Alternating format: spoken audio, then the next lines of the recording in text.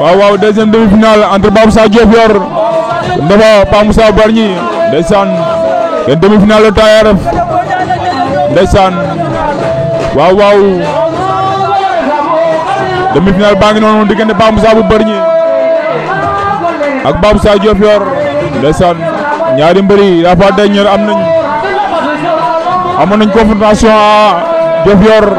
mais Babou Dial moo fu waaw Pa Moussa bu Bargny a jegal luk toog Babou Sarr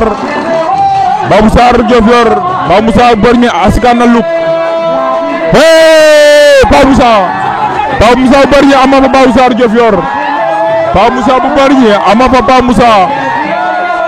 Moussa bu Bargny ama fa Babou Sarr wala day wote waat lu abi di wax ndeysaan supporter yaa ngi sab ca ginnaaw waaw waaw Pa Moussa ne da ko yóbbu adina dañuy bërewaat nee na jël ba setul VAR am na ne ko VAR am na